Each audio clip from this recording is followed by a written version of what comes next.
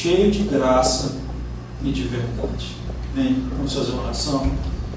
Senhor nosso Deus, é um privilégio estarmos aqui, ó Deus, cantando ao Senhor.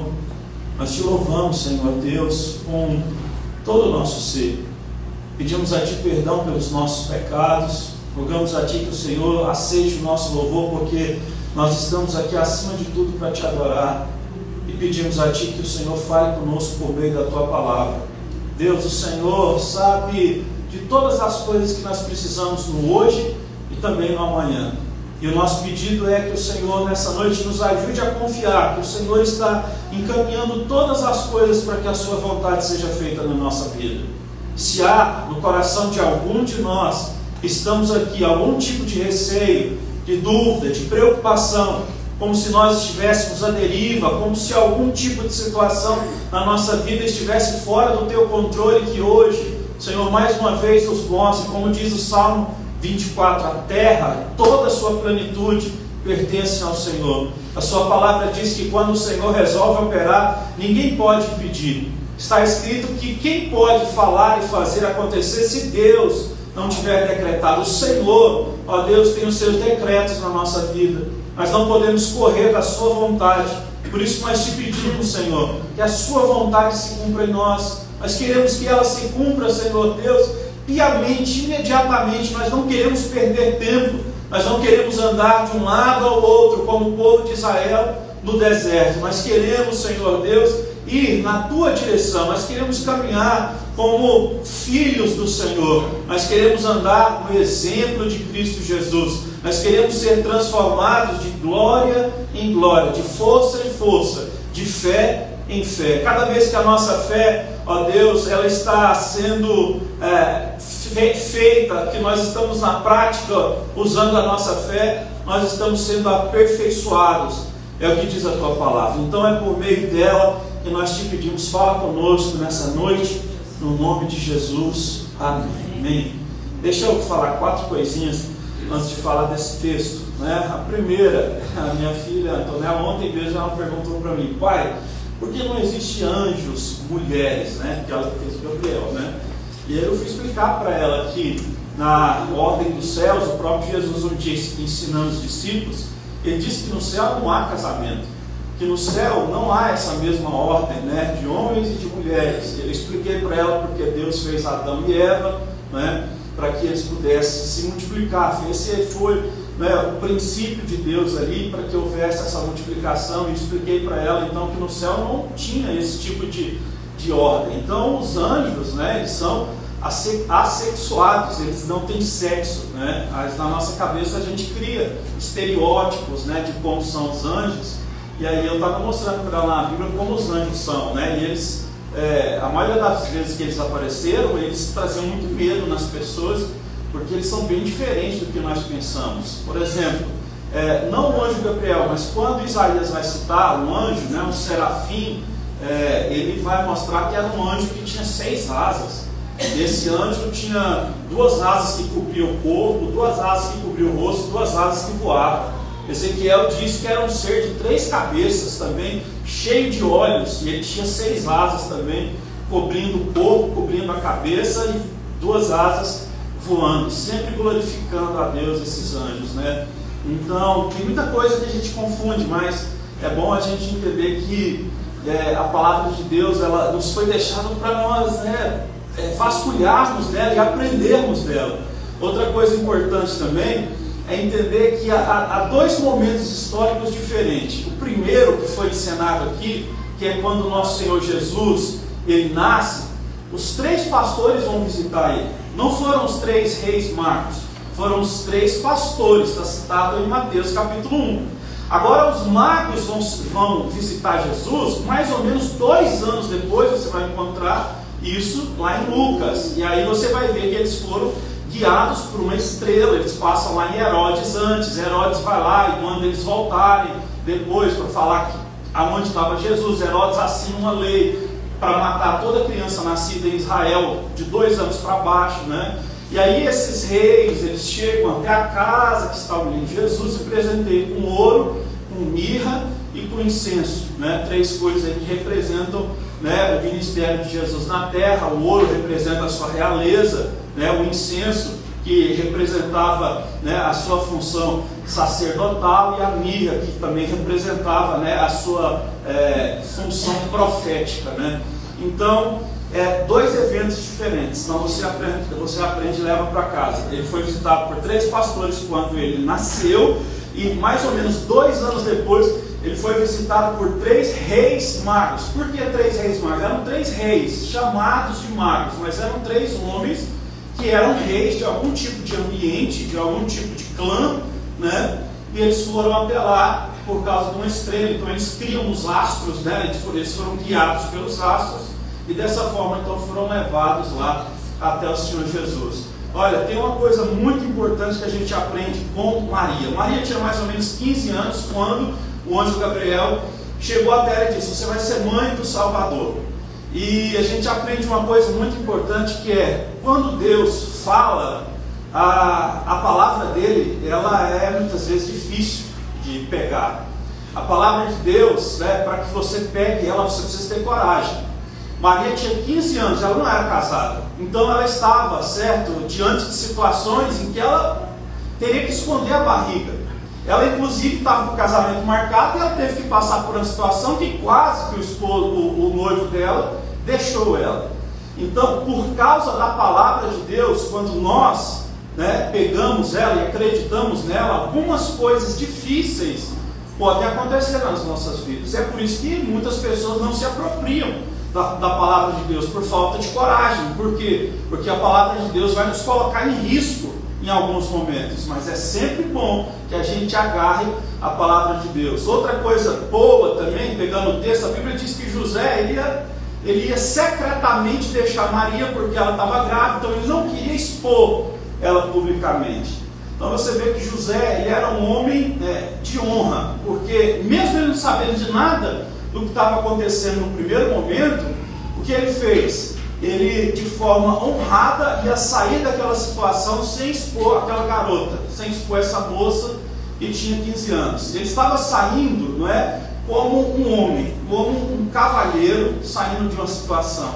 Se tem uma coisa que a gente precisa aprender, principalmente aqui no Brasil, porque nós que somos latinos, nós temos essa coisa de achar que é uma virtude quando nós falamos assim: eu falo e faço acontecer, eu sou assim, eu tenho uma personalidade forte. Nós achamos que isso é uma virtude. A grosseria, né, a falta de elegância, a falta de cavalheirismo, aqui, né, nós achamos que é, mas não é. A verdade é que não é. Você vai ver na palavra de Deus, por exemplo, que aqueles que falam com sinceridade, Salomão disse, e que se expressam com elegância, vão se tornar amigos do rei. Salomão estava falando, os amigos que ele procurava eram pessoas sinceras e pessoas que falavam com elegância. Então você vê José, um homem assim, não é? E uma terceira coisa, quando o anjo desceu sobre José lá, falou para ele: ó, não tema, aceite ela como sua mulher. Você vê que José, então, ele pega a palavra de Deus para ele. Então você vê que Deus confirma, porque Maria disse: estou grávida, e é do Espírito. José não entendeu nada, ele ia sair de forma decente da situação, mas Deus vai lá e confirma a palavra que ele tinha dado. Entenda uma coisa: sempre que Deus falar com você, Ele vai confirmar o que Ele falou. Ele nunca vai te deixar perdido num tiroteio, né, como se nada fizesse sentido. Eu já dei esse exemplo, né? Algumas vezes isso aconteceu, quando eu estava nos meus dias bons ainda, né, lá para os 18 anos. Algumas vezes, algumas moças chegaram em mim e disseram: olha, Deus falou que é para você casar comigo. E eu disse: não, eu não vou casar com você, eu não quero. Como que Deus falou com você, né? Então, isso acontece muito em algumas igrejas. Por incrível que pareça, as pessoas, elas usam Deus para tentar de alguma forma terem a validação das suas vontades. Então Maria poderia muito bem dizer: olha, José, é do Espírito Santo, você tem que assumir. Mas não, Deus foi lá e falou com José e confirmou aquelas coisas.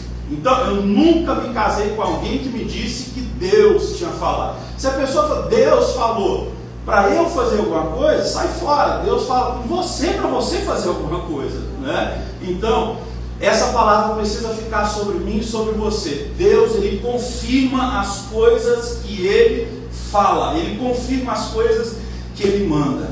Gente, o que é o Natal? O Natal é Jesus nascer. Mas quem é Jesus? Essa é a pergunta. E um dia Jesus fez essa mesma pergunta para os discípulos: quem vocês dizem que eu sou? E aí eles disseram, alguns te comparam com um profeta, você é um profeta. Outros dizem que você é João Batista que voltou dos mortos. Outros dizem o profeta Jeremias, o senhor é o profeta Jeremias. E a verdade é essa: o Natal, ele é tido por quase todos como sim, como o nascimento de Jesus.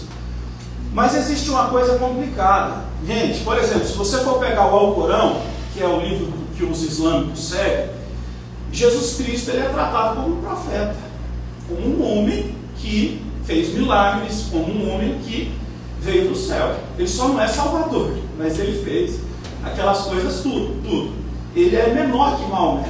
Se você for pegar, por exemplo, a Torá, que os judeus usam, você vai encontrar na Torá Deus, os profetas e tudo mais.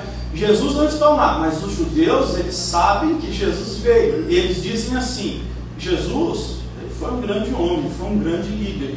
Você vai encontrar vários livros aí para você comprar. Por exemplo, Jesus, o maior líder que já existiu. Jesus, o maior psicólogo de todos. Você vai encontrar várias coisas sobre Jesus. Mas a minha pergunta é: quem é Jesus? Porque isso é que define o nosso Natal. E essa é a palavra que eu tenho para deixar para nós aqui nessa noite. Olha, Jesus, ele é muito mais do que um profeta. Ele é muito mais do que alguém importante que veio. Como o texto que eu li diz assim: aquele que é a palavra tornou-se carne. Jesus, ele é Deus. Jesus, ele não é alguma coisa menor do que Deus. Ele é Deus. Deus, ele se expressa nas três pessoas da Trindade: primeiro o Pai, o segundo o Filho, o terceiro o Espírito Santo. Nenhum dos três são maiores do que o outro. E os três, eles trabalham em perfeita simbiose, em perfeita harmonia, certo? Pai, Filho e Espírito Santo. Quando o pecado entrou na terra, o ser humano, então, ele não tinha mais contato com Deus. E ninguém conseguiu retornar esse contato com Deus. Muita gente tentou, né? Mas Deus, ele fez uma promessa. Lá em Gênesis, ele disse que da semente da mulher ia nascer um homem que pisaria na cabeça da serpente. O próprio Deus deixou a promessa lá no começo da história de que o filho da mulher, no caso, a semente da mulher, ia pisar a cabeça da serpente.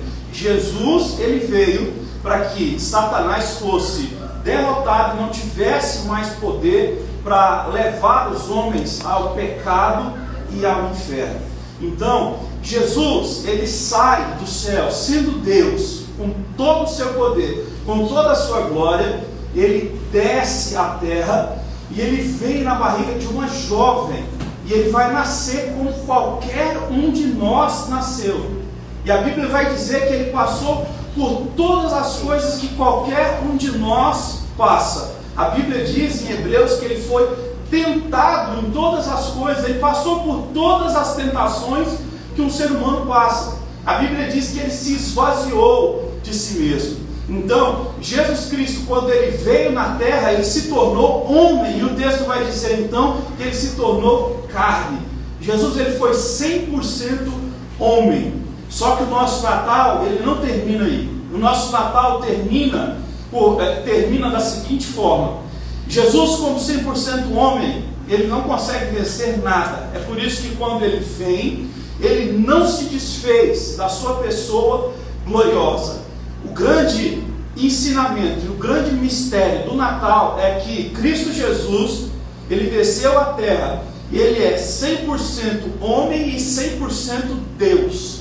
Ele é aquele que teve fome. Você vai ver ele reclamando de fome, João capítulo 4, os discípulos vão comprar comida. Ele teve sede na cruz, lá ele teve sede, colocaram uma esponja com vinagre na boca dele. Ele chorou de angústia, João capítulo 11, quando o amigo dele, Lázaro, morreu, né? Jesus teve sono, como a gente encontra em Mateus, quando os discípulos estão no barco e ele está dormindo e parece que tudo vai afundar.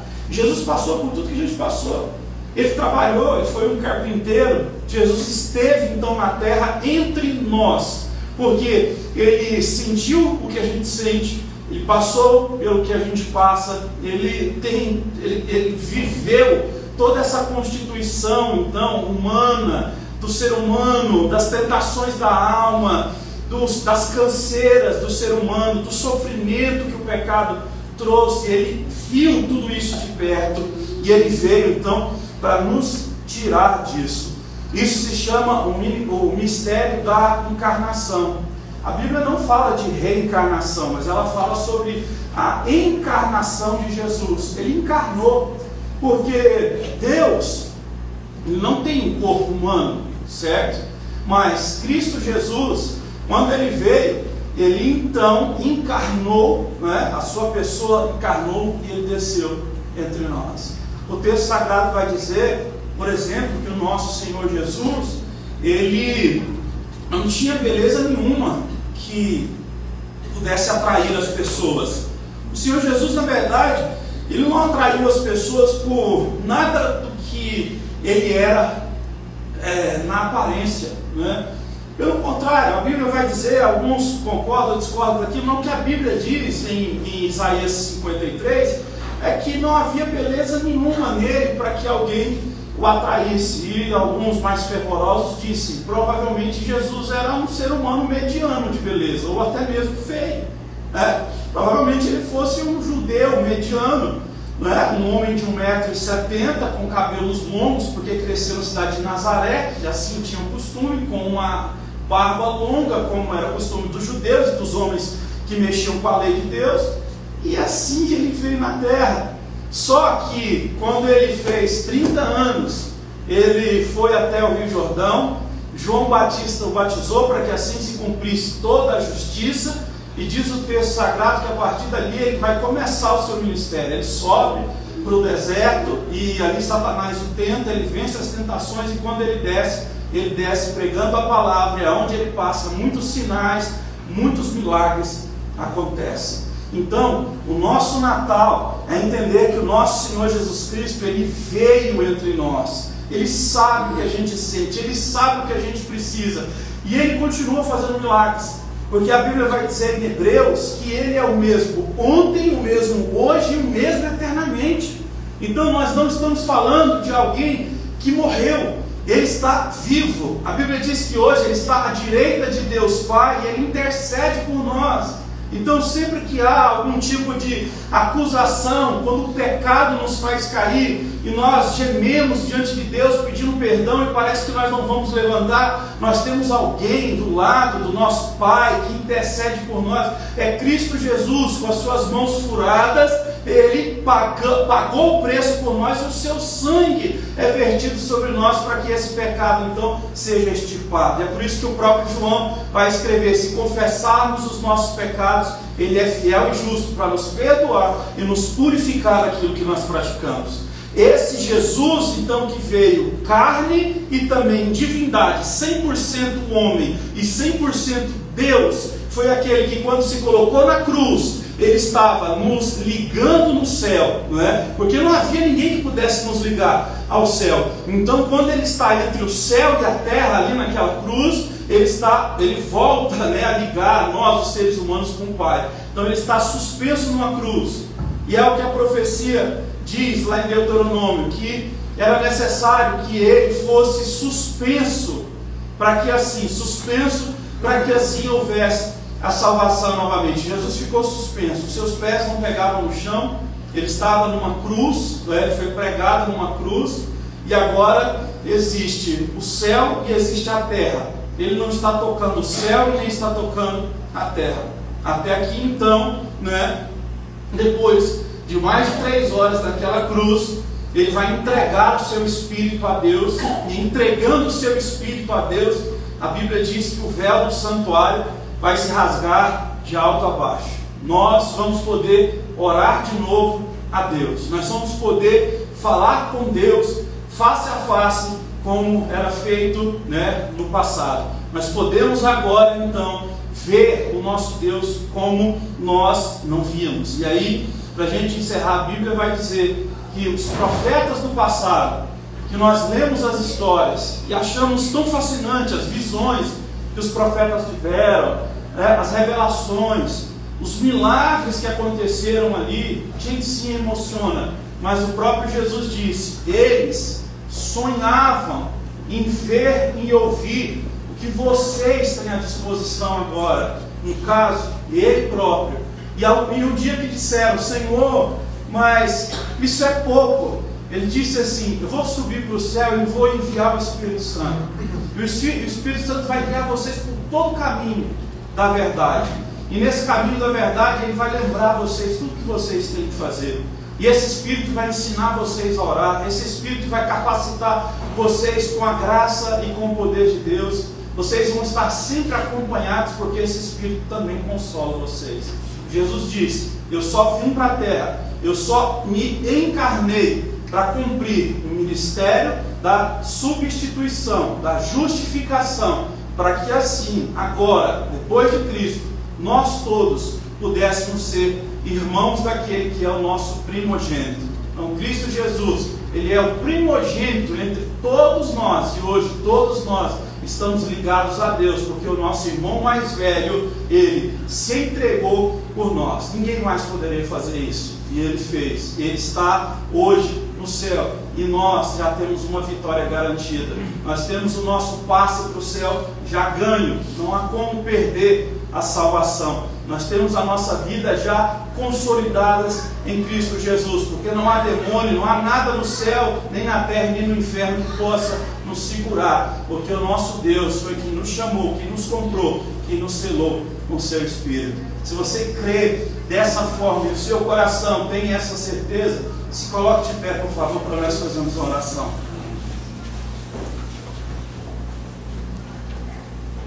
Vamos orar. Senhor Jesus, esse é o nosso Natal. O nosso Natal é a sua pessoa, meu Deus. O nosso Natal é a sua encarnação. O nosso Natal é poder olhar para o Senhor, te ver como alguém que veio entre nós, que saiu da glória, o Deus eterno, que é a palavra, que criou todas as coisas, veio entre nós.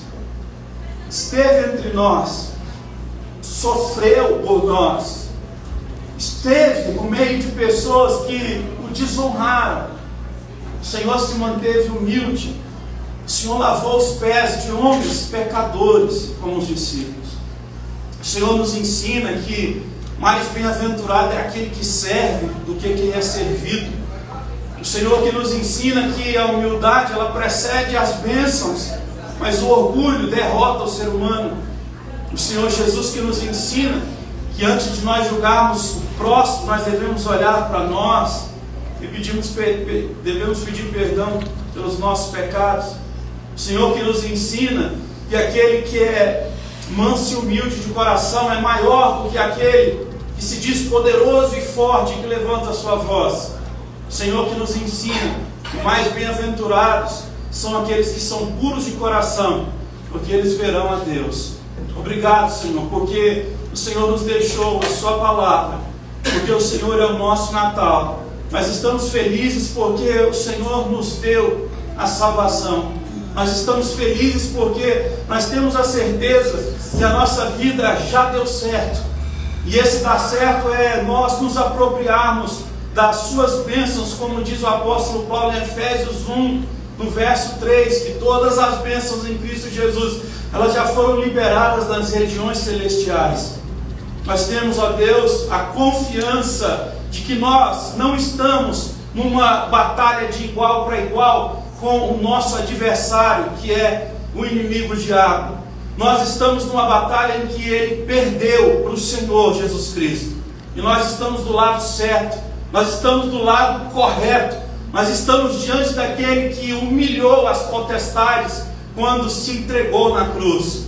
Hoje nós temos a certeza, como está escrito, que o Senhor Jesus Cristo veio para destruir as obras do diabo, e elas estão destruídas. E nós, ó Deus, somos mais do que vencedores em Cristo Jesus, que nos amou, que nos deu a vitória, que nos disse, se Deus está com vocês, quem pode ser contra vocês? Senhor, não há palavras mais fortes do que estas, citadas pelo apóstolo Paulo, que diz que nós fomos chamados por Deus.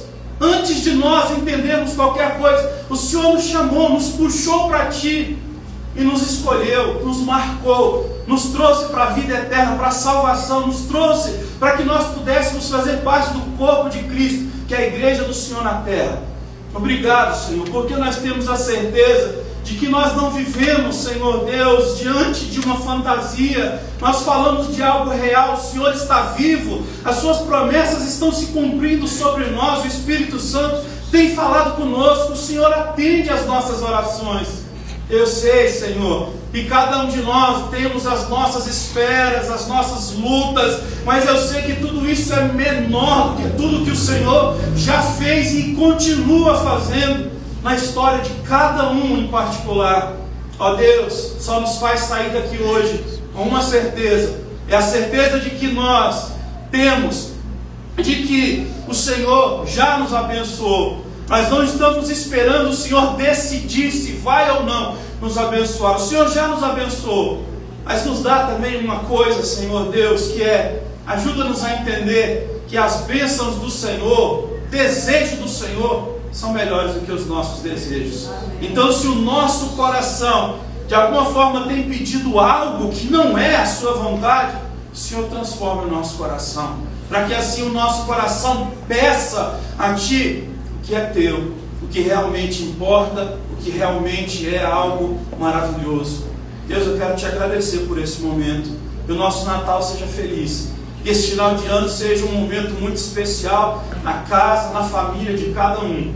Que esses dias sejam dias, Senhor Deus, de amor, de confraternização, de se falar de Jesus, de mostrar esse grande amor de Deus. Muito obrigado.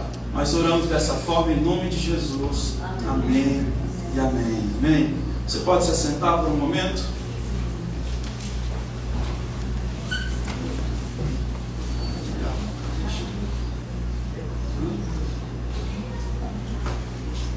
Antes de nós passarmos para o terceiro momento, vamos passar para esse momento agora. É o momento das ofertas, das contribuições. Se alguém quiser contribuir, ofertar para a igreja, para o ministério da igreja, você pode fazer isso. Eu acho